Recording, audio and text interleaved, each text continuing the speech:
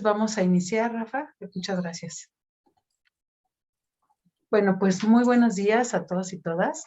El Colegio de Ciencias y Humanidades y la Secretaría de Vinculación del Instituto de Química les damos la cordial bienvenida a la inauguración del ciclo de conferencias Impacto de la Química en la Sociedad Actual para los 5 planteles del colegio durante el semestre 2023-1.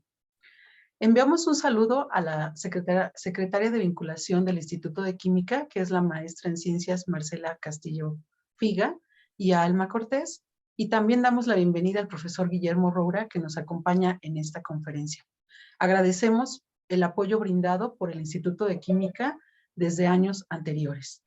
También queremos dar la bienvenida a los jefes de sección de los 5 planteles, a los profesores Elizabeth Navas, Itlali Ruiz, Yolanda Sandoval, Etzali Pérez y Felipe Cabrera.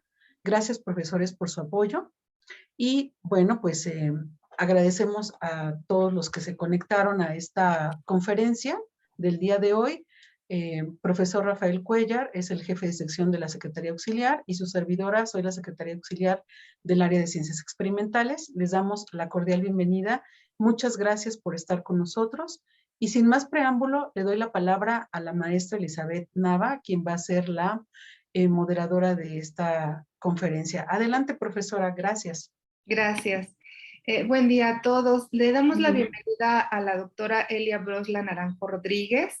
Ella es química farmacéutica por la Benemérita Universidad Autónoma de Puebla y tiene una maestría y un doctorado en ciencias biomédicas en las áreas de farmacología y fisiología por la Facultad de Medicina de la UNAM. Realizó una estancia académica y de investigación en la Queen's University en Kingston, Ontario, Canadá.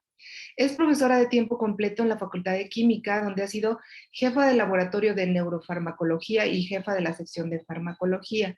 Dirige tesis de licenciaturas, maestría y doctorado en su área de especialidad. Ha publicado artículos de revisión editorial, así como material didáctico y de videograbación para la enseñanza de la farmacología teórica y experimental. Le damos la bienvenida a la doctora, nos va a impartir la plática Principio activo de las medicinas y su acción terapéutica. Los invitamos a que nos pongan preguntas en el chat, si es que ustedes lo consideran, o al terminar la plática de la doctora, yo les estaré dando la palabra si así lo requieren o si la doctora dictamina alguna otra situación. Los invitamos a que apaguen sus micrófonos, si su señal de internet es muy lenta, también apaguen sus cámaras y pues le damos la bienvenida a la doctora. Muchas gracias, bienvenida. Gracias, muy amables. Muchas gracias por la presentación, por la invitación a través del maestro Guillermo Roura. Les doy las más sinceras gracias y a mí me gusta mucho participar en este tipo de actividades.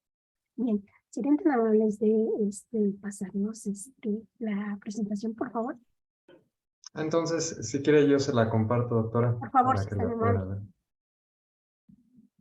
Un segundo.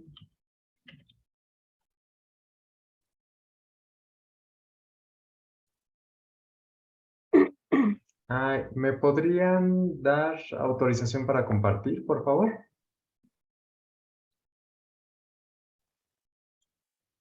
Sí, claro.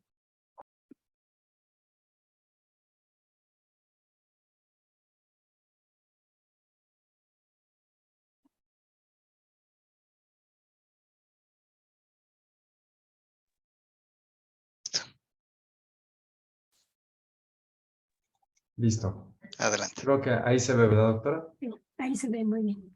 Bueno, pues como les mencionaba, perdón, la invitación fue a través del maestro Roura y del Instituto de Química. Y como les comento, a mí me interesa y me gusta mucho platicar con los jóvenes acerca de las cosas que se hacen en la Facultad de Química, sobre tanto en docencia como en investigación. En este caso es una conferencia en la que involucra el principio activo de las medicinas y su acción terapéutica. ¿Ok? La siguiente, por favor. La siguiente, por favor. Bueno, está mi correo. Bueno, primero lo que tenemos que conocer un poco es precisamente cuál es el origen etimológico de lo que significaría principio activo. Esto generalmente está compuesto por 2 palabras que derivan del latín. Por ejemplo, primero principio. ¿Qué quiere decir principio? Es la suma de 3 componentes: primus, que es el primero, significa el primero, el verbo capere, que es sinónimo de capturar, y el sufijo ion, que indica efecto o resultado. Activo quiere decir o que proviene de activus. Este es un vocablo latino que se trata del superlativo del verbo agere o agere, que indica llevar algo hacia adelante. Entonces, este es el origen de las palabras principio activo. La siguiente, por favor. El principio activo como definiciones, ustedes si lo revisan, van a encontrar actualmente varias definiciones, varias maneras de expresar lo que es un principio activo o una sustancia activa. Toda sustancia o mezcla de sustancias utilizadas para la fabricación de un medicamento, de un fármaco o de una medicina se conocen como sustancias activas, como principios activos. Generalmente este principio activo es el que genera o produce la acción farmacológica o la acción inmunológica o metabólica, sobre todo con la finalidad de tratar o prevenir enfermedades. Y en resumen, sería un principio activo la sustancia a la cual se debe el efecto farmacológico de un medicamento. La siguiente, por favor. También pueden encontrar que precisamente por ser muy importante este componente es fundamental, sobre todo para cualquier forma farmacéutica o cualquier presentación farmacéutica, que esta precisamente se conoce como fundamental porque produce el efecto farmacológico de un medicamento, o de un fármaco, o de una droga, etc. Existen muchos componentes que se traducen como principios activos. Por ejemplo, en España existen alrededor de 1.300 principios activos, con cerca de 6.000 nombres comerciales. Entonces, muchos de ellos son muy similares. Y generalmente hay unas 10.000 representaciones o presentaciones de esto. Entonces, esto, si nosotros no lo conociéramos, por ejemplo, si no manejáramos estas cantidades o estos nombres, sería muy complicado para entenderlo o comprenderlo. Entonces, por lo tanto, la siguiente, por favor. Para evitar confusiones y problemas de comprensión, a mediados del siglo pasado, o sea, del siglo XX, la Organización Mundial de la Salud creó lo que se llama la denominación común internacional, que es el DSI famoso. Cuando ustedes escuchen o vean escrito DSI, quiere decir que este DSI nos va a dar el nombre oficial de los principios activos. Estos principios activos ya mencionamos que conforman los medicamentos. Y como lo denominó o lo apoyó la Organización Mundial de la Salud, pues es un término universal. Y sobre todo es fácilmente identificable, porque existen fármacos con el mismo principio activo, pero tienen diferentes nombres comerciales. Si nosotros conocemos el principio activo de un fármaco, de una sustancia, o de un medicamento, o de una medicina, pues nosotros podemos ver y conocer cuál es ese tipo de fármaco, cuál es ese tipo de principio activo. Es más fácil conocer un fármaco por su principio activo. Y a veces hay países que tienen diferentes nombres comerciales, pero tienen el mismo principio activo. Entonces, cuando ustedes lean en una cajita, por ejemplo, de un medicamento, el principio activo, entonces ya con eso ustedes lo diferencian del nombre comercial. Y eso así se hace con la denominación común internacional. La siguiente, por favor. Bueno, los usos del principio activo, pues se remontan desde tiempo atrás. Sobre todo porque inicialmente se conocían como hierbas o hierbas con Y, ¿verdad? Posteriormente, pues se hallaron los componentes de las plantas. Igual en el siglo XX se logró identificar la estructura molecular de muchas de ellas. Por ejemplo, los alcaloides de la planta floral vinca. De ellas se obtienen la vincristina y la vimblastina, que son alcaloides utilizados contra el cáncer. La siguiente, por favor.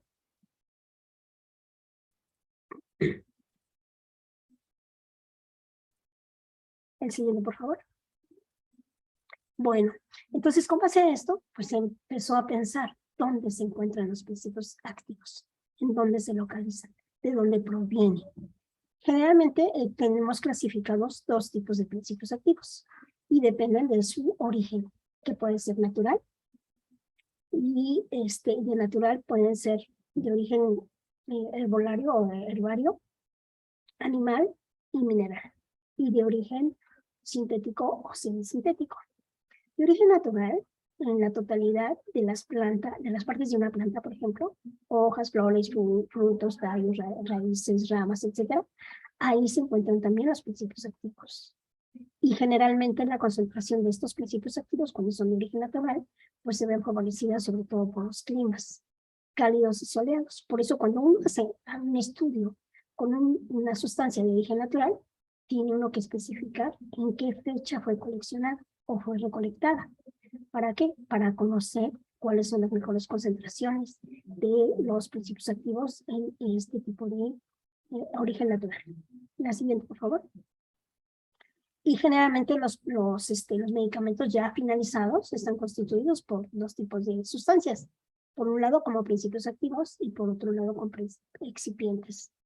¿Por qué es importante esto? Porque los principios activos son las sustancias que van a ser las responsables de prevenir, tratar o curar una enfermedad. Y los excipientes van a ser sustancias o son sustancias que se mezclan con los principios activos y pueden llegar hasta constituir el 90% de la composición total del medicamento. ¿Por qué sucede esto? Porque hay principios activos que tienen lo que nosotros llamaríamos una gran potencia, un gran efecto, y por lo tanto las concentraciones o las dosis son pequeñísimas, a tal grado que muchas veces es imposible, ya sea comprimirlos como tabletas, cápsulas o comprimidos, o almacenarlos en cápsulas, por ejemplo, ¿no? O disolverlos. Entonces, es necesario que se combinen con otras sustancias que se conocen como excipientes para que adopten una constitución que pueda ser realmente convertido a una forma o una presentación farmacéutica. La siguiente, por favor. Bueno, ahora vamos con la palabra medicina, ¿verdad? Nosotros cuando nos referimos a la palabra medicina, generalmente nos enfocamos a la Facultad de Medicina de cualquier universidad y decimos, es donde se estudia la carrera de medicina. Ajá. Pero aquí, como medicina, hay personas que coloquialmente dicen, pásame mi medicina que ya me toca tomármela, ¿no? O dame mi medicina que ya es el horario de tomarse o de ingerirlo, ¿verdad? Entonces, coloquialmente la gente dice, pues es una medicina. Pero también es un sinónimo de medicamento, de droga, de otro tipo de sustancias, de principio activo, por ejemplo, ¿no? Entonces, generalmente, cuando nosotros escuchamos la palabra de medicina, es que se refiere a las prácticas y procedimientos que se utilizan para prevenir, tratar o aliviar los síntomas de enfermedades o afecciones. ¿Y quiénes hacen todas estas prácticas? Pues los médicos, ¿no? Pero también es importante considerar que medicina se refiere a un medicamento autorizado que se usa para los mismos fines. ¿Cuáles? Prevenir, tratar o aliviar los síntomas de enfermedades o afecciones, ¿verdad? La siguiente, por favor.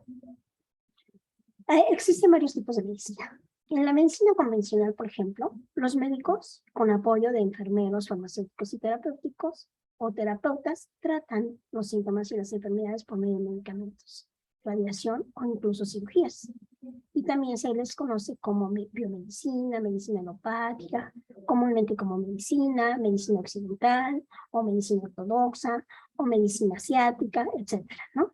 Entonces, esa medicina convencional así se ha manejado por muchísimos años, ¿verdad? Y para esto, la siguiente, por favor, nos llega a la mente, o es necesario preguntarnos, ¿cuál es la importancia de los principios activos? Entonces, ¿por qué son tan importantes? ¿Por qué es necesario conocerlos? ¿Por qué es necesario saber de ellos? Pues lo más evidente y una de las más importantes es que favorece la comunicación. Facilita la correcta identificación de los medicamentos entre los diversos profesionales de la salud y de los pacientes. Es lo más importante, ¿verdad? ¿En dónde? Pues en todo el mundo.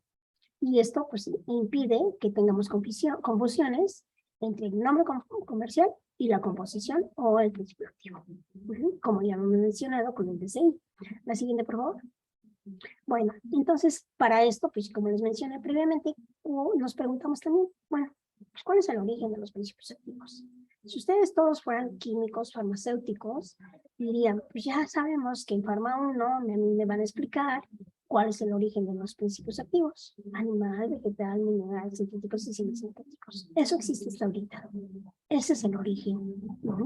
Entonces podemos pensar de origen animal, por ejemplo, hormonas, de origen vegetal también hormonas, o de origen mineral como carbonato de calcio, etcétera, ¿no? O los sintéticos y semisintéticos que ya existen y que han venido a sustituir en gran parte a los de origen animal, vegetal o mineral. ¿Por qué? Porque generalmente un fármaco de origen animal se necesita una gran cantidad de algo, si fueran hormonas, se necesitaría una gran cantidad, por ejemplo, de hormonas que se sintetizan en la hipófisis para poder tener una hormona que pudiera venderse al público en general, ¿verdad? Entonces todo eso implica pues un gasto enorme también. La siguiente, por favor. Bueno, con respecto a la medicina natural y tradicional, generalmente se basa en principios activos naturales. Eso es considerado de esta manera y se basa también para poder comprender que a nivel industrial el principio activo, por ejemplo, se extrae con un disolvente o un solvente, por ejemplo el etanol o el metanol, y con ello se preparan soluciones que para el organismo sean fácilmente absorbibles, que no le causen ningún daño, que no cambien el pH, cosas de ese tipo se deben de considerar, ¿no? Y, por ejemplo, en las plantas aromáticas generalmente se usan para la preparación de infusiones, como lo que ustedes o lo que todos ingerimos, por ejemplo, un té, ¿no? A diferente hora del día. No somos como los ingleses que tienen su hora del té, ¿verdad? Pero sí conocemos los tés, sí conocemos para qué sirven, ¿no? Nuestras abuelitas nos decían, el de manzanilla es para esto, el de hierbabuena es para dolor de estómago, contra la diarrea o contra esto. Así se va aprendiendo, ¿no? El uso de este tipo de sustancias. Pero también se utilizan actualmente, sobre todo con propiedades curativas, como para relajación, como para aplicarlos en personas que están recibiendo un masaje y se les aplica una infusión aromática o huelen una infusión aromática. Eso les da una relajación, disminuye su ansiedad. Y eso es rico, ¿no? Eso es sabroso. Vamos a un baño tradicional, por ejemplo, ya sea un baño de vapor que le llaman, pues también es relajante, ¿verdad? Pero si de alguna manera en ese baño nosotros colocamos aromas, infusiones con aromáticas, pues nos da un mejor efecto y eso nos ayuda mucho a sentirnos mucho mejor. No sé si todos los jóvenes ahorita hayan ido alguna vez a un baño sauna o a uno de los baños que usaban nuestros ancestros, ¿verdad? Porque actualmente ya no se usa tanto. Bueno, los ejemplos, por ejemplo, los ejemplos que tenemos de este tipo de medicina natural y tradicional, pues es la acupuntura y técnicas afines, como la digitopuntura, microsistemas, las ventosas famosas, la farmacopuntura, la acupuntura. No sé si ustedes se acuerdan, no me acuerdo si fue en los Juegos Olímpicos pasados, en que mostraban a los nadadores, con los brazos como color rojizos, como ruedas de color rojo, en la espalda como ruedas de color rojo.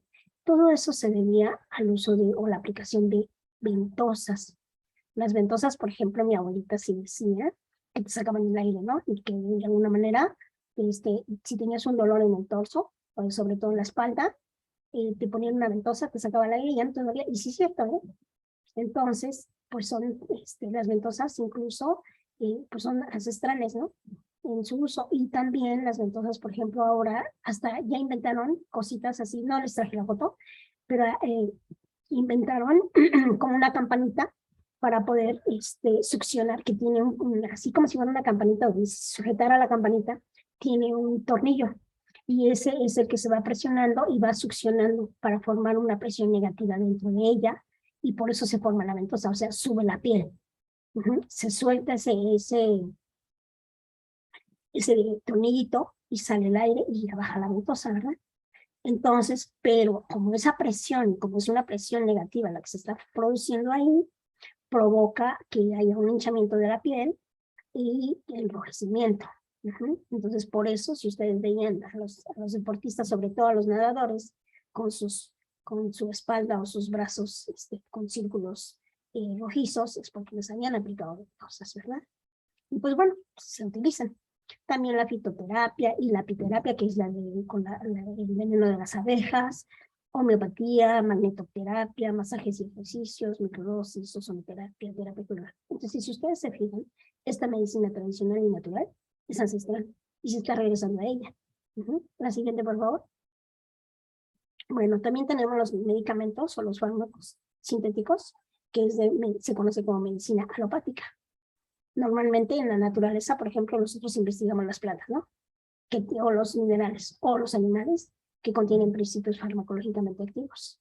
Bueno, de ellos se extraen y se aíslan para identificar su estructura química. ¿Para qué identificamos su estructura química? Para poder sintetizarlos en un laboratorio o ponerlos a reaccionar con otras sustancias químicas para obtener la estructura de un fármaco o de un alcaloide o de la sustancia que uno requiera. Y así no tener que cultivar campos enteros de plantas como la vinca, ¿verdad? Que es de la que se extraen los fármacos de tipo anticancerígeno. Y pues bueno, generalmente para tratar este tipo de enfermedades es a través de medicamentos, drogas, fármacos y medicinas que actúen con un mecanismo que se llama los contrarios. Por ejemplo, si hay gripe, se administra un antigripal. Si hay fiebre, se receta un antifebril o un antipirético, porque fiebre es piresis. Si hay inflamación, se medica un antiinflamatorio. Y de esa manera se va conociendo los diferentes tipos de grupos de fármacos y sus tratamientos para los diferentes tipos de enfermedades. Por eso se conocen de esta manera.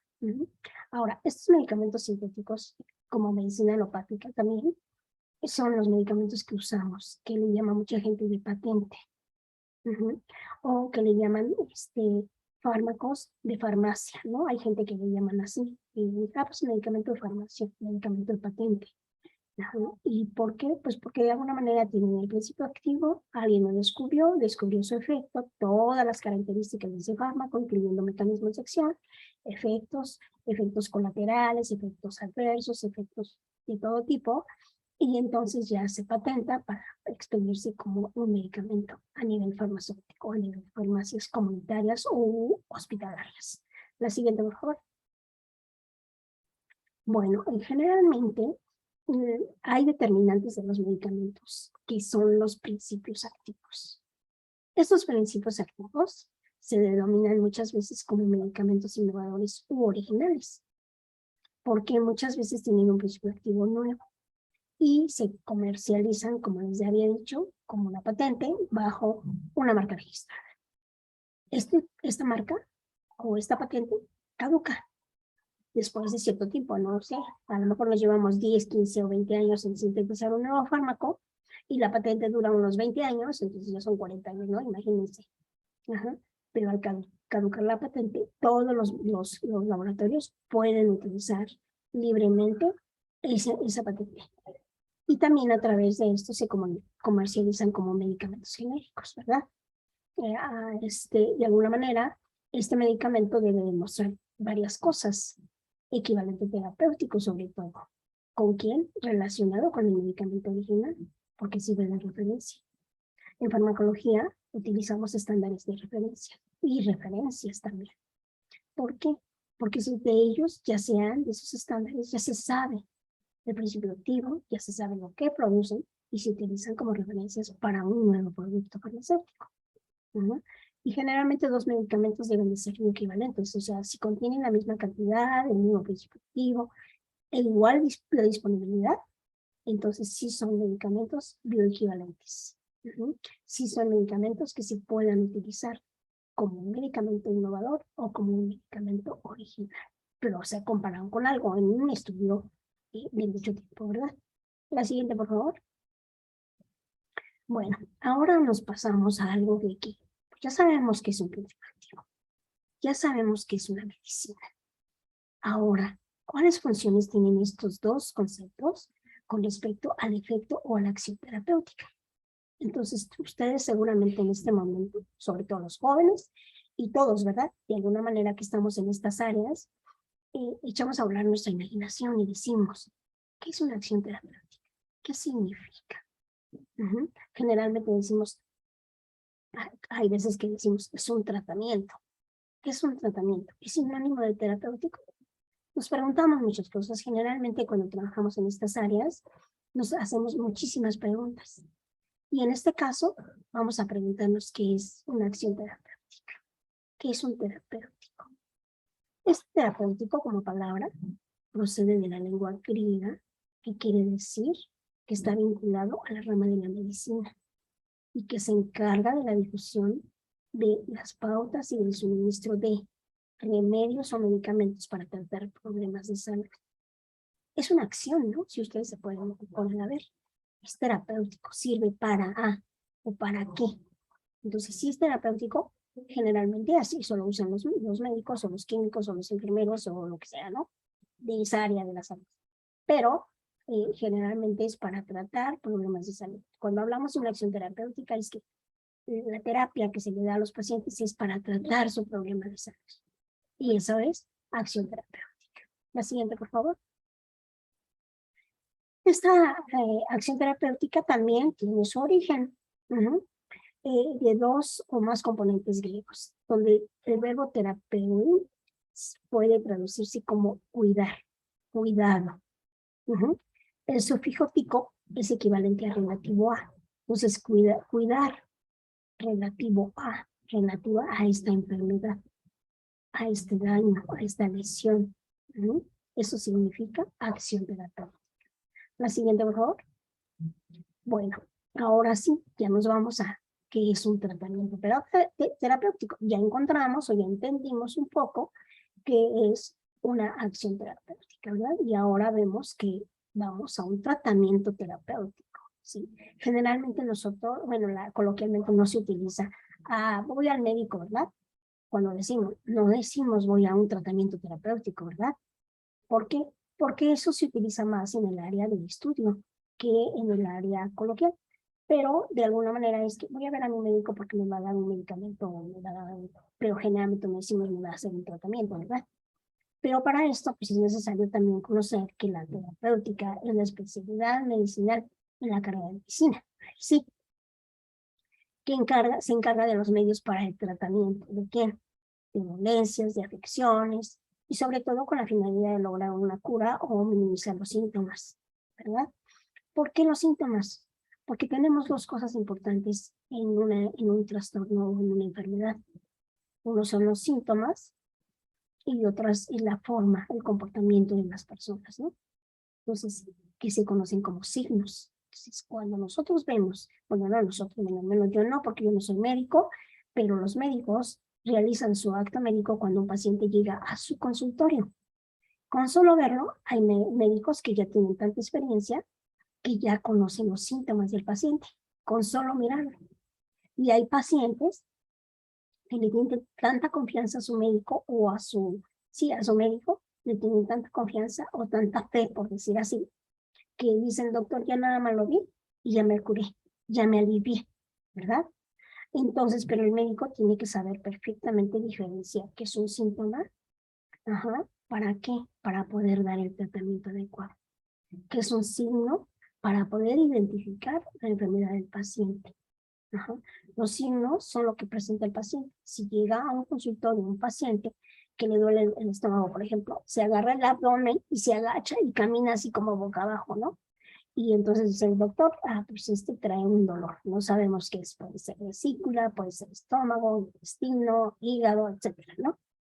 Pero esos serían los signos. Y los síntomas es que le hace un cuestionario y le pregunta su historia clínica, a ver qué siente, qué tiene. Y después de una serie de datos que le pregunta, ¿cómo se siente? Le cuantifican su temperatura, sobre todo, su presión, etcétera, ¿no? Y ya le dice el paciente, es que me siento así y así, desperté así y así, o de repente me dio un dolor así y así, y entonces ya el médico va haciendo la historia clínica del paciente, pero tomando en cuenta los signos y los síntomas. Y eso se conoce como terapéutica, ¿verdad? La siguiente, por favor.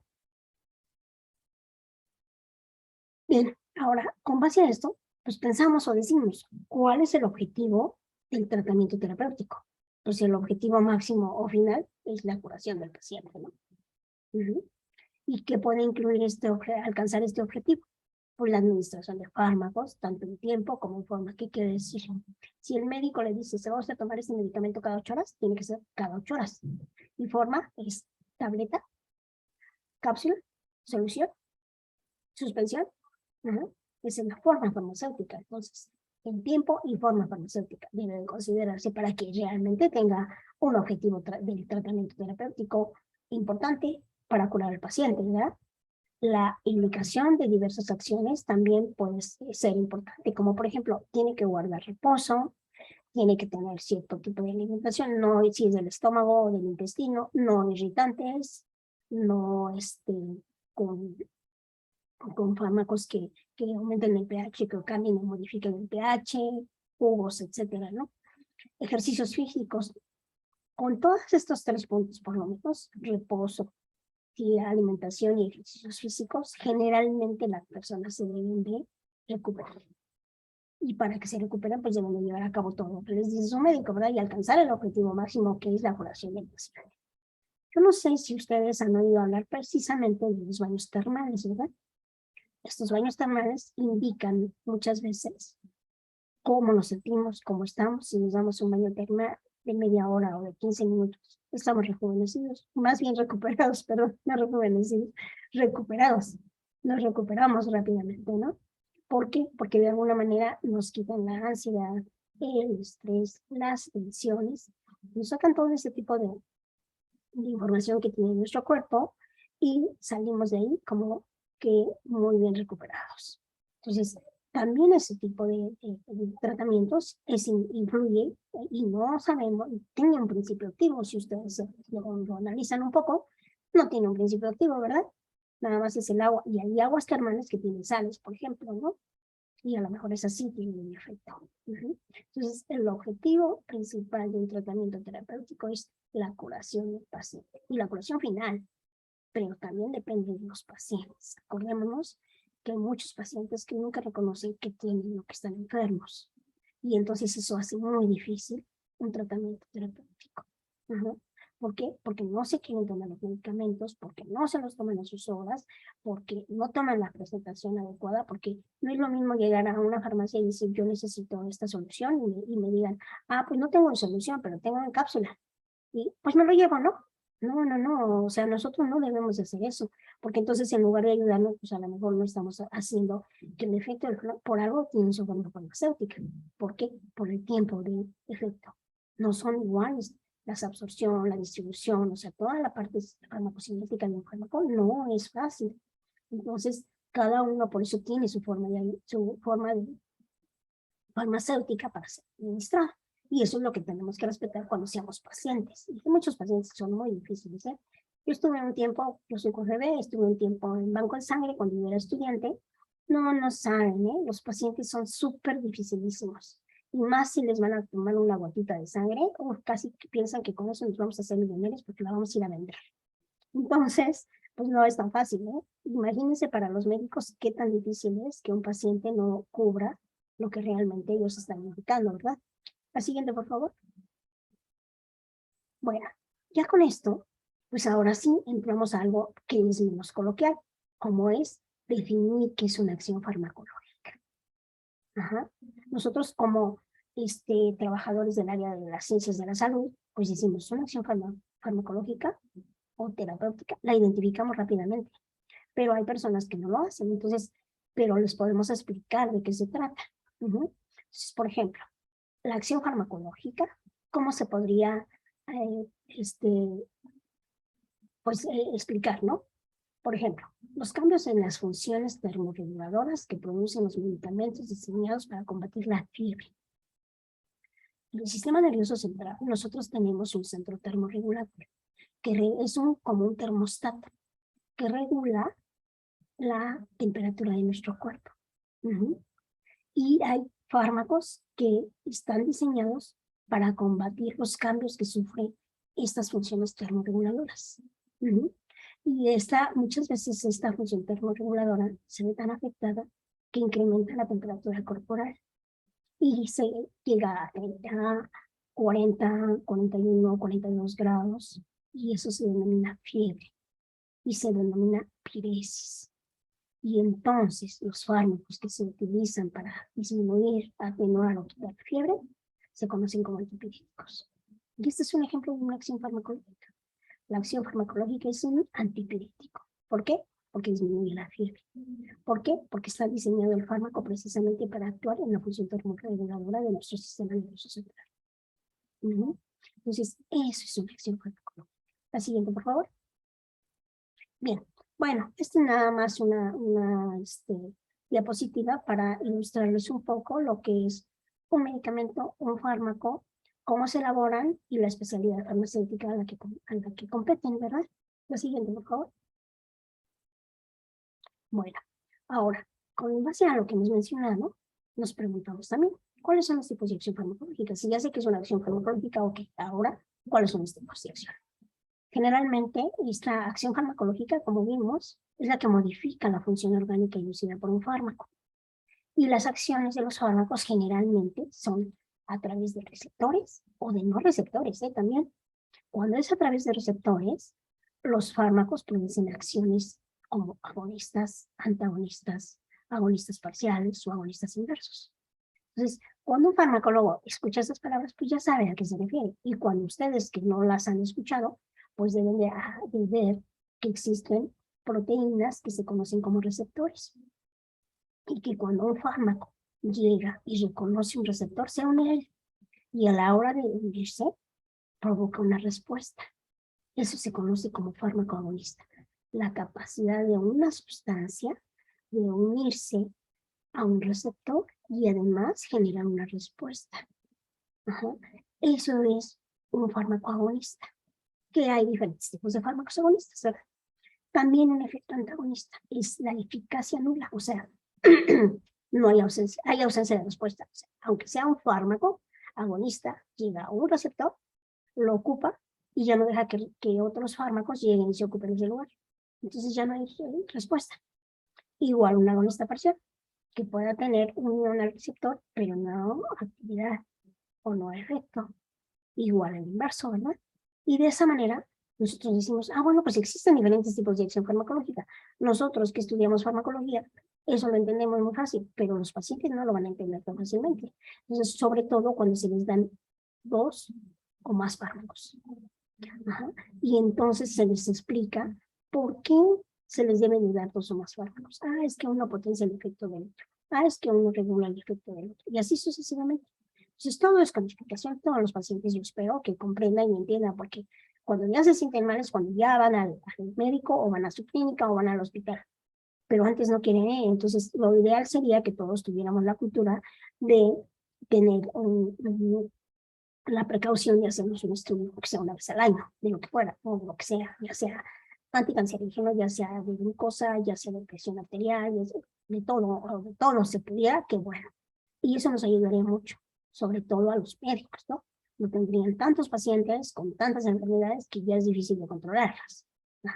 Entonces, lo que sucedió en la pandemia, por ejemplo, es que muchos pacientes no tenían acceso a las clínicas o a los hospitales, ¿verdad?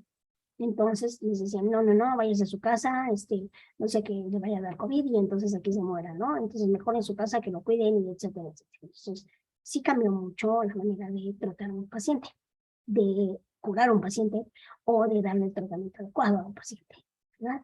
Entonces todo esto, pues sí, nos dejó muchas cosas de aprendizaje en la pandemia, pero también nos hizo minimizar otras, ¿verdad? La siguiente, por favor. Bueno, ahora, los fármacos ya una vez que ya es un fármaco que ya tenemos, que ya tiene su principio activo, ya es una medicina, ya es un medicamento, es una droga, pues lo que nosotros podemos saber o preguntarnos y querer saber es, ¿los fármacos pueden producir qué tipos de efectos? Pues pueden producir 3 por lo menos. Uno que es primario o principal, es el que se une a receptores. En los receptores, por ejemplo, se conocen como una diana terapéutica, perdón. Es un sitio o sustancia localizada en cualquier parte de la célula, capaz de reconocer un fármaco y producir una respuesta celular. Un colateral o un secundario. Se conoce el colateral como efectos adversos o side effects, sobre todo los anglosajones así lo manejan, que son, por ejemplo, los británicos o los de Inglaterra. Secundarios, secondary effects de los anglosajones igual, ¿no? Entonces, tenemos tres efectos o tres tipos de efectos de los fármacos. El primario, el principal, que es el que va a producir la respuesta deseada, colateral o secundario. Por ejemplo, si se alcanza al blanco y se atraviesa, o sea, llegar al sitio blanco es llegar al receptor adecuado. Y si se atraviesa una diana, por ejemplo, dándole, vamos a imaginarnos que es un accidente de tránsito. Se llega una persona en su coche, se para en el semáforo y luego de repente arranca, cambia de color el semáforo a verde y le da el paso y entonces se arranca, por decir así, el carro y de repente se atraviesa algo. En este caso sería una diana para fármacos. Y, por ejemplo, le alcanza a la persona que se atravesó, al transeúnte, le pega o lo tira o le hace algo. Y entonces eso sería conocido como un efecto colateral. Si el transeúnte se cae en medio de la carretera y provoca un accidente, habrá un efecto secundario.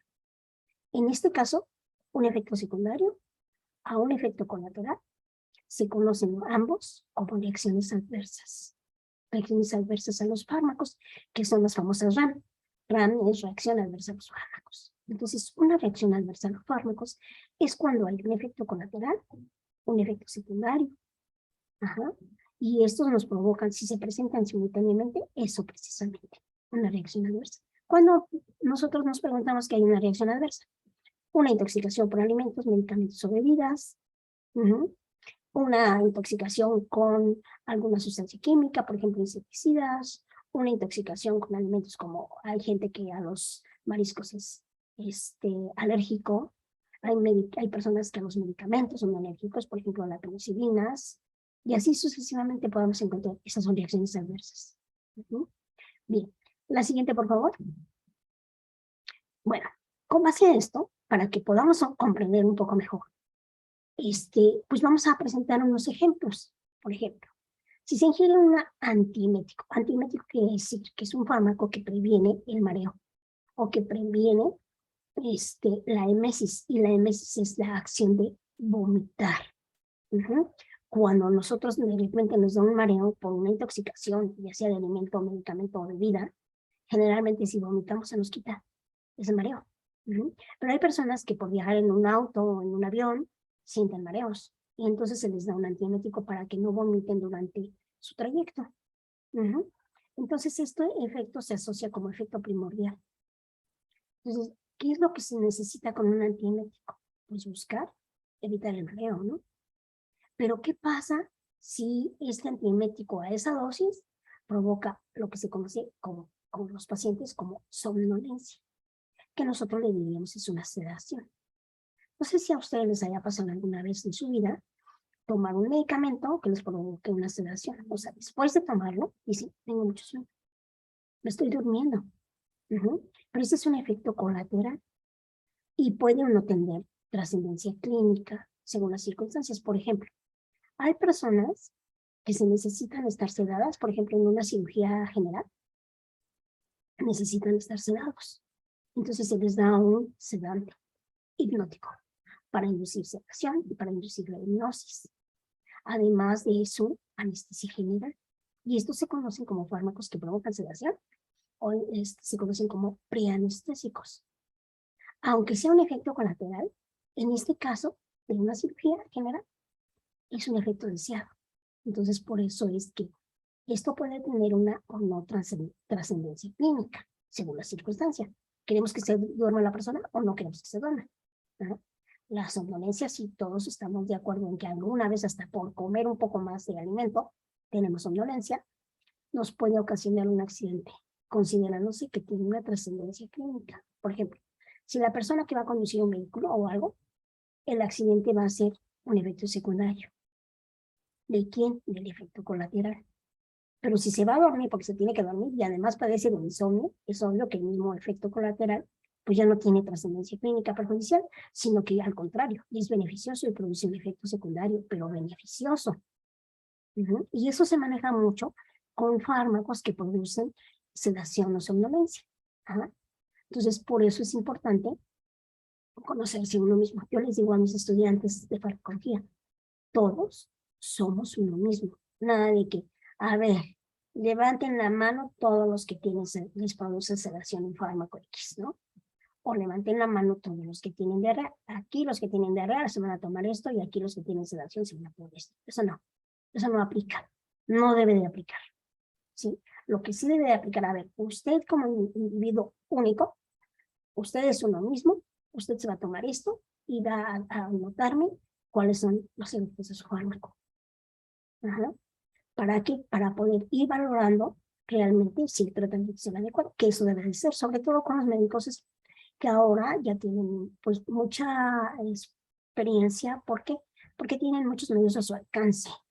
Lo único que es como ellos como nosotros, tanto ellos como nosotros, lo único que tenemos que hacer es estar actualizados para poder entender los cambios que suceden a nivel nacional y a nivel mundial, ¿verdad? Sobre todo con respecto a lo de los efectos de los fármacos. La siguiente, por favor. Bueno, otro ejemplo, el uso de los antihistamínicos. El uso de los antihistamínicos. ¿Qué es un antihistamínico? Los antihistamínicos son sustancias que se utilizan para disminuir precisamente reacciones histamínicas producidas por la histamina, que tienen muchas células endógenas. La histamina, en este caso, va a provocar alergias, prurito, comezón, enrojecimiento, lagrimeo a veces, salivación, etc. Todos son efectos histamínicos. Entonces se utiliza un antihistamínico. En algunas personas puede producir cefalea como efecto adverso, y estas pueden considerarse como efecto colateral, siempre con trascendencia clínica. La cefalea no es deseable, ¿verdad? Para nadie. Si alguno de ustedes alguna vez en su vida han sentido lo que es una cefalea, pues es trascendencia clínica. Entonces es necesario mandarles medicamentos que no les provoquen o les potencien el efecto de cefalea o el efecto de dolor de cabeza, por así llamarlo. Entonces, por ejemplo, si la cefalea provoca otro efecto, deseado o no deseado, esta misma cefalea se convierte en un efecto colateral primario. Y el efecto siguiente es secundario, que puede ser deseado o no. Hay personas que cuando les duele la cabeza o tienen cefaleas, les provocan vómitos, por ejemplo. Les provocan convulsiones. Ustedes han oído hablar de la migraña, seguramente. Entonces, a los pacientes migrañosos se les tiene que dar un analgésico contra la migraña. Actualmente ya han modificado los tratamientos, incluso han introducido medicamentos tipo antidepresivos para tratar la migraña. ¿Por qué? Porque de alguna manera disminuye la ansiedad, disminuye la depresión, porque hay pacientes que tienen migraña, que padecen de migraña y que dicen, no puedo ver ni un ápice de luz. Tengo fotofobia, me duele muchísimo la cabeza, tengo náuseas, tengo vómito, no quiero que nadie me hable, ni me vea, ni me diga, ni nada, ¿verdad? Entonces, muchas veces eso, ellos ya saben cuándo les va a dar su crisis de cefalea.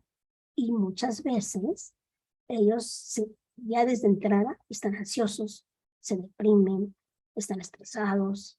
Entonces, si les dan un antidepresivo, por ejemplo, disminuye su depresión, se sienten mejor y saben controlar mejor sus cefaleas. Eso es la teoría de esto, ¿no? Pero pues hay muchos medicamentos que controlan la migraña, pero hay pacientes que no a todos les hace lo mismo, pues lo que yo les digo. Todos somos uno mismo, no a todos los pacientes nos hace efecto el mismo fármaco, el mismo principio activo, la misma terapéutica no debe ser la adecuada necesariamente. La siguiente, por favor.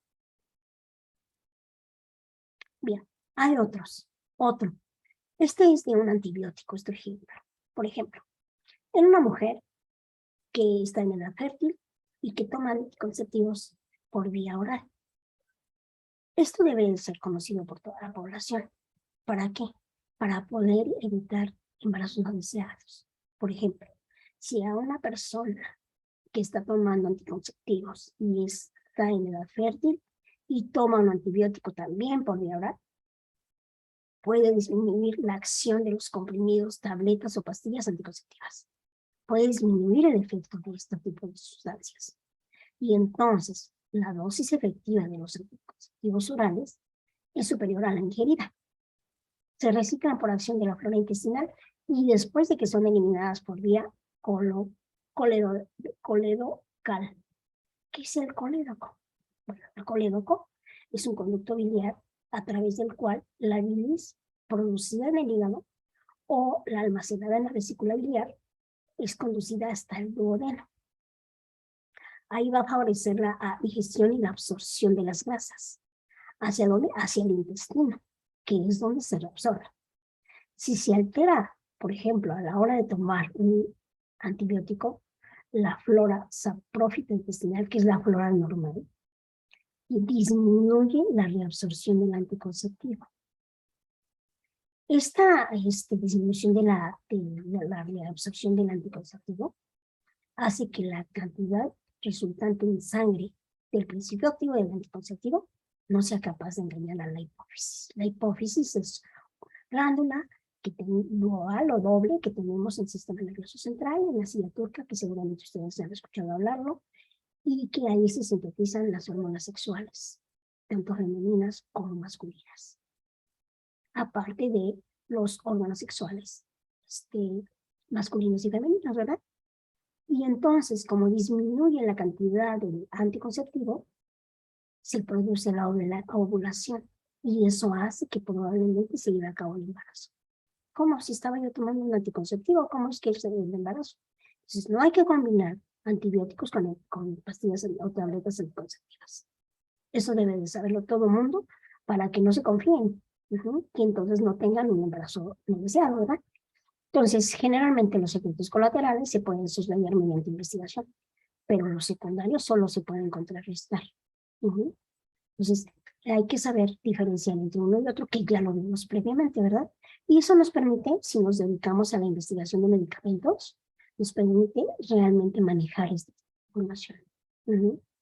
Y poder decirles a los pacientes, tanto hombres como mujeres, o incluso poder tratar a los animalitos de los, ya sea de los veterinarios, de que no podemos combinar necesariamente dos o más fármacos si no sabemos cuáles son las reacciones adversas a las que estamos sometidos o las que están sometidos, para no tener precisamente este tipo de cosas. La siguiente, por favor. Bueno, aquí tenemos, medicamentos con el mismo principio activo, lo que mencionamos. Los medicamentos con el mismo principio activo se diferencian o se diferencian de ellos mismos o otros fármacos con el mismo principio, con el nombre comercial, nada más. El principio activo no es lo esencial. La siguiente, por favor. Bien, ok. Entonces, lo que yo quise mostrarles en esta diapositiva, la siguiente, por favor. Lo que yo quise mostrarles en esta diapositiva es precisamente eso. ¿Qué es un principio activo? ¿Qué es un medicamento? ¿Qué es una medicina? ¿Qué es un fármaco? ¿Qué es la terapéutica? ¿Verdad? Ahora, actualmente, por ejemplo, la terapia, hay terapias, diferentes tipos de terapias, ¿no? Hay terapias psicológicas, hay terapias farmacológicas, y las psicológicas o las terapéuticas a veces se recurre a medicamentos. Entonces, esto de fármacos, medicinas, principio activo, es muy importante para conocerlos. Ahora, cuando nosotros trabajamos en estas áreas, lo que sí nos interesa, si trabajamos con plantas, por ejemplo, saber cómo extraer los principios activos. Y que no se quede ahí el asunto, sino que estos principios activos, de alguna manera, se puedan llevar más allá. ¿Sí? Siempre pensemos más allá. Cuando hacemos un experimento, pensemos más allá. Cuando hacemos una identificación de algo, pensemos en qué se va a usar, cómo se va a usar, para qué se va a usar, cuándo se va a usar, con qué se va a usar. Todas esas son preguntas, que mínimo son 7 preguntas que nos hacemos en investigación. ¿Qué voy a hacer? ¿Cómo lo voy a hacer? ¿Con qué lo voy a hacer? ¿Por qué lo voy a hacer? ¿Para qué lo voy a hacer? ¿Qué voy a obtener? ¿Cuál es el mecanismo? ¿Cuándo es efecto colateral deseado o no deseado? ¿Cuándo es terapéutica? O sea, son muchas preguntas las que nos debemos hacer, sobre todo los que trabajamos con fármacos, ya sea alopáticos o de origen natural, extracciones, extractos, ¿no? Entonces, todo eso siempre nos tenemos que hacer, las preguntas. ¿Para qué? Para poder saber que, primero, estos medicamentos o medicinas fueron heredados de nuestros ancestros, de plantas, la medicina tradicional, la medicina natural. Posteriormente se han enlazado, se han formado formas farmacéuticas que nos permitan ya no ir al campo a cultivar mi planta para ver cómo extraigo su principio activo, ¿verdad? Y así sucesivamente. Y conocer precisamente cuál es la función y el objetivo del principio activo de las medicinas y de la acción terapéutica o del tratamiento que al cual se pueda utilizar. ¿Okay? Bueno, espero que les haya quedado claro. Si tienen alguna duda, con mucho gusto. Yo estoy aquí para servirles. Buenos días a todos. Buenos días a todos y ya. Ok. Veamos si tenemos algún chat. Muchas gracias, maestra. No, de nada. En el chat no hay preguntas. Profesores, alguno que quiera hacer alguna pregunta en particular y levantar su manita, adelante. En lo que se animan los profesores, yo hago una pregunta. Sí, claro que sí. Mencionas que los medicamentos, lo importante es el principio activo y que un medicamento es equivalente a otro si tiene el mismo principio activo en la misma concentración, me imagino yo. Sobre todo pensando en esto de ahora que es muy común usar los medicamentos equivalentes, ¿no? O genéricos o Genéricos. Por lo regular, similares, cuando nosotros tenemos que tomar un medicamento, pues no lo prescribe nuestro médico. Sin embargo, hay muchos medicamentos que se venden sin prescripción médica. Se me ocurre, por ejemplo, tengo problemas de alergia y yo sé que un producto que se llama Allegra me quita la alergia, ¿no? Y sé que el principio activo es la loratadina, por ejemplo. Entonces yo puedo ir a la farmacia y solicitar el equivalente de la Allegra, ¿no? Y yo detecto que como que no me hace igual, no me quita la alergia de la misma manera. Muy seguramente es por esta razón, porque a lo mejor la formulación no es equivalente en cuanto a gramaje o a lo mejor es una pequeña molécula diferente, es un isómero que no es tan efectivo, ¿no? En este sentido, ¿qué es lo que deberíamos nosotros de considerar cuando compramos un medicamento?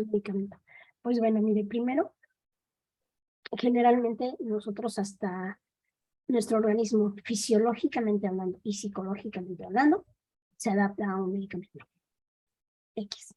Entonces, por ejemplo, en su caso de la loratadina, ¿no? Si es un antihistamínico, o bueno, hasta cierto punto es parte de un antihistamínico porque reduce la liberación de sustancias que le provoquen alergias, ¿no? Ahora, lo ideal es que, por ejemplo, bueno, no sé, le voy a platicar rápidamente unos casos que decían anteriormente con respecto a los medicamentos que proveían tanto el ISSSTE como el Seguro Social. Yo nunca supe si era cierto o no, pero algunas personas comentaban que cuando salían de la clínica o del hospital, de estos centros de la Secretaría de Salud, salían con una bolsa llena de medicamentos. Y entonces decían, ¿pero por qué me dan tantos medicamentos? Entonces, en ese momento, el médico decía, pues es que es para su tratamiento, ¿no? Pero el paciente decía, es que la medicina viene rebajada. No sabemos qué quiere decir con rebajado, ¿verdad? ¿Por qué? Porque yo creo que para poder decir eso, uno tiene que saber precisamente cuál es la concentración de los principios activos, tanto de una marca como de otra marca, como de los medicamentos que provee el sector salud. Entonces, mucha gente decía, no, pues yo te regalo de este medicamento, yo te regalo del otro. Si te hace falta un analgésico, un antihistamínico, un antialergeno o lo que sea, yo te lo doy porque a mí me lo dieron y todo. Pero volvemos a lo mismo, no todos somos uno mismo, entonces los efectos no nos hacen igual. Y no solamente eso, ¿no? Que generamos lo que se llaman las reacciones adversas a medicamentos. Con eso. Ahora, lo de su pregunta específica es que probablemente la concentración, si usted tuviera una manera de comprobar la cantidad de loratadina la concentración o la cantidad de loratadina que traía precisamente ese medicamento con respecto a los que usted está tomando actualmente. A lo mejor trae menos concentración y eso no quiere decir que esté rebajada. O sea, trae menos concentración y probablemente a lo mejor le dice su médico, necesita ir con su médico y decirle, hola doctor, ¿por qué este fármaco me está produciendo menor efecto que este? Entonces ya el médico ve sus principios activos y dice, ¿sabe qué? Lo que pasa es que esta es menor concentración que este. Entonces yo le sugiero que tome, o sea, 1,5 en lugar de una, o 2 en lugar de una tableta, cápsula o lo que sea, ¿no? Entonces eso es lo que yo creo que se puede hacer en esos casos. Primero ir a, porque mire, la verdad es que en México habemos mucha gente con alergias. Si usted va a que le hagan un estudio alergénico, ¿qué es lo que le van a decir? Ah, pues eres alérgico a 20,000 cosas. ¿Y cómo se la quita uno? ¿Cómo le da uno un tratamiento a uno? Cuando nosotros tenemos alergias, por ejemplo, ¿no? Y esas alergias mucha gente las refiere a polvo, a pelo de gato, a pelo de perro, a pelo de rata de laboratorio, bueno, así, ¿no? Entonces, hay personas a los olores fuertes, por ejemplo, a los cambios de temperatura ambientales, a todos somos alérgicos ahora. Entonces, yo considero, en lo particular, que para disminuir las alergias lo que tenemos que estar es, hasta cierto punto, bien controlados, o sea, en el aspecto de decirle a su médico, doctor, necesito que me vea mi medicamento porque no me está produciendo mi efecto deseado. Me siento así, así, así. Eso es lo que yo haría en ese caso. Ajá. Y al doctor, incluso a lo mejor puede usted llevarle, mire, yo tomaba este medicamento y ahora estoy tomando este y quiero que me explique si está adecuada la cantidad, la dosis o la concentración y usted me diga si, si estamos bien así. Y si no, regresar a la loratadina, que depende mucha gente, dice, del laboratorio, ¿no? Pero teóricamente el principio activo de un fármaco, si le dicen 1 miligramo, todos deben traer 1 miligramo. Del principio activo. Si le dicen 10 miligramos, todos deben de traer. Lo único que cambia es el nombre comercial. Entonces la sugerencia es esa, que vaya a ver a su médico y que de alguna manera le plantee su situación y a él decida, porque nosotros, aunque sepamos la dosis y cómo se puede cambiar, no lo vamos a hacer como recetada nunca, porque no tenemos la autorización para hacerlo. Muchas gracias, No, doctora. de nada. Tenemos aquí 2 preguntas más. Ok. Una del del doctor Guillermo Roura dice, ¿pueden ser bioequivalentes los medicamentos que poseen sales de activos diferentes? Es decir, una sal clorhidrato de X sustancia activa puede ser bioequivalente a una sal succinato de la misma sustancia, o más bien caen en la categoría de alternativas farmacéuticas. Y la Pues, profesora Citlali, le leo la siguiente, doctora, sí, y ya sí. contesta. Y la profesora Citlali pregunta, ¿son los medicamentos de patente mejores que los genéricos cuando son equivalentes? Pues teóricamente no deben de ser no deben la equivalencia debe ser la misma, o la bioequivalencia, para que puedan tener el mismo principio activo y el producir el mismo efecto terapéutico. Por eso se llaman bioequivalentes, o sea, que biológicamente tienen una actividad equivalente. Entonces, con respecto a la pregunta del maestro Roura, es que, pues bueno, de alguna forma lo voy a modificar tantito aquí para verla completamente. Ajá. Pues generalmente pueden ser bioequivalentes los medicamentos que poseen sales activas, sí pueden ser que posean sales activas diferentes. Posean sales activas diferentes, pero tengan el mismo efecto. Ajá. Por decir, todos los fármacos que son analgésicos son diferentes tipos de analgésicos, pero tienen el mismo efecto, que son analgésicos. Incluso la morfina. La morfina es un analgésico narcótico. El ibuprofeno es un analgésico tipo analgésico antiinflamatorio no esteroidal. Entonces, tienen diferente principio activo, diferente sal o diferente componente activo, pero tienen el mismo efecto para lo que van a ser utilizados. Y a veces, si son bioequivalentes estos medicamentos, sí puede decirse que de alguna manera son sustancias que pueden ser bioequivalentes para producir el mismo efecto, ¿no? O más bien caen en la categoría de alternativas. Bueno, también existen las alternativas farmacológicas, que es lo que está sucediendo con usted. A usted le están dando este medicamento por loratadina, por decir así, o loratadina combinada con otros excipientes a lo mejor. Y a lo mejor eso es lo que está haciendo que puedas tener un efecto disminuido, probablemente, no lo sé. Necesitaría checar bien su fármaco para decirle cuál es, ¿no? Cómo es. Entonces, probablemente eso sí, ¿no? O sea, que existan, hay medicamentos que son alternativos. y ahora se utilizan sobre todo con la finalidad de disminuir los efectos adversos, las reacciones adversas o los efectos colaterales. Entonces, eso quedaría como probablemente pues la mejor respuesta para este tipo de pregunta. Ahora, en ese sentido, por ejemplo, ¿son medicamentos de patente mejores que los genéricos? Pues generalmente no deben de ser así, deben de ser precisamente como iguales, ¿no? Como casi similares. ¿Para qué? Porque tienen, son equivalentes, o sea, de alguna manera tienen un principio activo similar. Entonces lo que tienen que hacer es producir su mejor efecto. Ahora, sí hay personas que han reportado que si toman un medicamento de patente, tienen menor efecto que si toman un medicamento similar. ¿Qué quiere decir esto? Que muchas veces el medicamento de patente probablemente sea el principio activo, ¿no? Que tiene, como les decía, probablemente menos excipientes, o que sí es la concentración adecuada, o la dosis adecuada en cada forma farmacéutica. Entonces, el que un medicamento sea de patente quiere decir que tiene su principio activo normal, y que un genérico o un similar te va a detenerlo igual. Ajá. Pero ¿por qué son diferentes? También la materia prima es importante considerarla. No sabemos qué materia prima consideren en similares en patentes. Ajá. No sabemos, probablemente nosotros estamos pensando que la mayoría de los insumos para fabricar un medicamento de patente deben ser de ese tipo, insumos de patente, por decir así.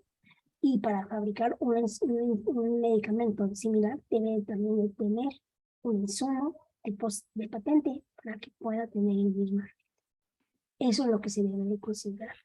Y nosotros deberíamos de pensar que no todos los fármacos de patente son mejores que los similares o que los genéricos.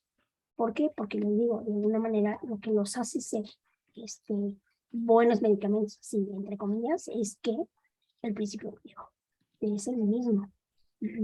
Entonces, generalmente no deberíamos de pensar que un medicamento de patente es mejor que un similar o que un genérico.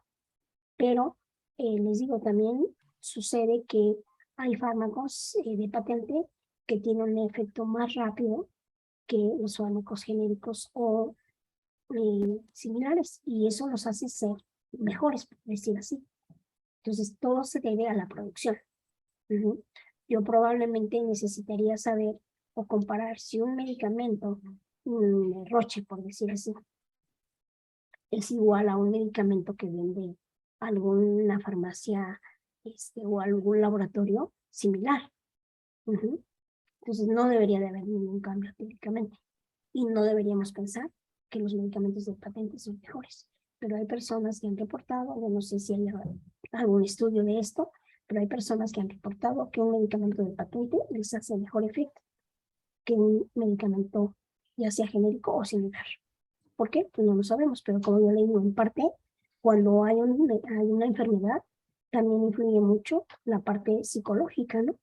De que con este medicamento solamente me curo, o con este otro medicamento no me da la cura que yo necesito. O como les decía al inicio, cuando un paciente ve a su médico, pues ya lo vi, doctor, y ya me alivié, ¿no? Entonces, ese tipo de cosas se manejan de esta manera. Y es un poco complejo, pero, por ejemplo, si usted no sé desde qué edad padezca su alergia, pero si ya le hicieron un estudio alergénico, ya le han de haber dicho a qué tipo de alergenos usted es sensible. Y con base a eso, ya decidir cuál fármaco le están dando. Si la loratadina es diferente, pues a lo mejor generalmente los laboratorios no se dedican a eso, ¿no? A investigar cuál es el mejor fármaco, ¿verdad? Cuál es el mejor principio activo, porque se da por hecho, ya que en las especificaciones de la cajita del medicamento hay bien dadas. Sí se da por hecho de que es bueno, que está bien. Bueno, no sé si eso Gracias, resuelve doctora. sus preguntas. Una pregunta más y con esto cerramos. Dice el profesor Rafael, ¿cómo el principio activo define la forma de suministrar comprimido, cápsula, etcétera? ¿Cómo que, perdón, no lo escuché bien? ¿Cómo el principio activo define la forma de suministrar, supongo que el Ah, medicamento? O sea, por bueno, comprimido son tal. varios factores. Es la solubilidad, es eh, en la solubilidad, es la estabilidad del fármaco, eh, y es la biodegradación del fármaco también. Por ejemplo, en una solución, por ejemplo, en tipo jarabe, ahí el principio activo se define de la siguiente manera, o sea, se dice, el principio activo está suspendido en, en, por decir así, en bolitas, en rueditas, en lo que sea que componen el jarabe, ¿no? Ese principio activo está suspendido y no quiere decir que esté soluble ahí, porque ahí tiene que agitarse, incluso dice agítese antes de tomarse. Tiene que agitarse, si lo prueba uno, le sabe a uno como rueditas o bolitas en la boca, no está soluble, y eso hace que la dosis sea diferente, porque depende de la cantidad que uno ponga en la cucharita, la cantidad de jarabe, por así llamarlo. ¿Mm? Estos fármacos como jarabes tienen que estar envasados en un frasco o en un recipiente de color tipo ámbar, donde la luz no trascienda fácilmente al fármaco, y en un lugar que le llaman fresco, para que la estabilidad del medicamento no se modifique o no cambie o no varíe. Todas esas condiciones de los fármacos así deben de ser y así se deben de llevar a cabo. Para eso, por ejemplo, la mayoría de los laboratorios de la industria farmacéutica se someten a revisiones, no sé cada cuánto tiempo, desconozco ese número o ese detalle, pero se someten a revisiones, por ejemplo, por COFEPRIS, que va a hacer revisiones en los laboratorios y decide si el laboratorio debe seguir produciendo ese tipo de medicamento o no, por las condiciones, ¿no? Ahora, hay medicamentos que son muy buenos, pero se descomponen con la luz. Su efecto, su principio activo, sufre cambios. Por lo tanto, hay una descomposición a través de la luz y eso permite que se produzca la inestabilidad del principio activo. Por lo tanto, la inestabilidad del efecto terapéutico. Entonces, si seguimos las condiciones que nos sugieren los proveedores, tenemos que tomarlas en cuenta para poder conservar nuestros principios activos de la mejor manera. Si son medicamentos, ya tienen que conservarse en su empaque, en su cajita, en un lugar fresco, etc., ¿no? Por eso la mayoría de los comprimidos o de las tabletas o de las pastillas que coloquialmente se llaman, vienen en un empaque de aluminio con plástico, ¿no? ¿Para qué? Para que sean conservados. Y esto sí cambia la estabilidad del medicamento. Entonces, por eso es que deben de someterse a ese tipo de cuidados.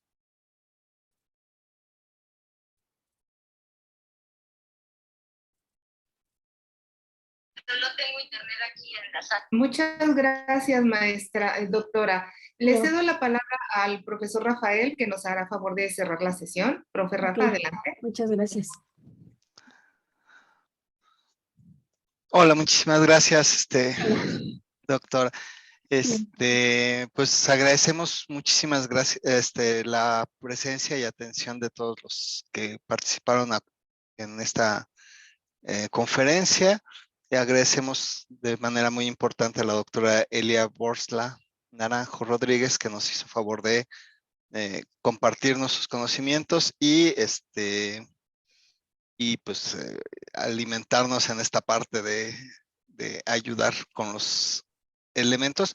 Agradecemos que nos permita grabar la sesión para que esta grabación pueda ser compartida con nuestros alumnos un poquito más adelante también, porque los de primer semestre pues entran hasta la siguiente semana, entonces va a ser más difundida por este otro medio. Y pues ante todo, pues agradecemos al Instituto de Química las facilidades brindadas y por medio de su Secretaría de Vinculación, la maestra Marcela Castillo, el maestro Guillermo Roura y la maestra Alma Cortés. Asimismo, los invitamos a las siguientes conferencias sobre el litio y usos de importancia para México. El próximo miércoles 14 de septiembre a las 5 de la tarde.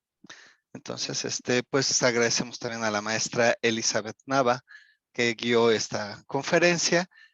Y bueno, la maestra Margarita Pacheco, secretaria auxiliar de Ciencias Experimentales, y su servidor Rafael Cuellar, pues nos quedamos a sus órdenes y pues agradecemos muchísimo a todos y pues continuamos con este ciclo de conferencias durante este semestre 2023-1. Muchísimas gracias a todos. Muchas gracias a Muchas gracias. No, al contrario, a mí me habían dicho que eran conferencias dirigidas a los estudiantes de la prepa y el bachillerato, ¿verdad? Entonces, por eso tuvo este tipo de orientación la práctica. No, sí lo son y ok. sí, nada más hay un poquito con las fechas, pero por eso es la importancia de grabarlas y dejarlas. Ok, muy amable, muchas gracias. No, muchísimas gracias. A todos ustedes, al maestro Roura Muchas y a gracias. todos los que participan en esto. Es muy interesante para mí, por ejemplo, interactuar con ustedes, con los estudiantes. Muchas gracias, doctora. Buenas tardes. Muchas gracias. Buenas tardes a todos. Buenas Buenas tardes a todos. Gracias.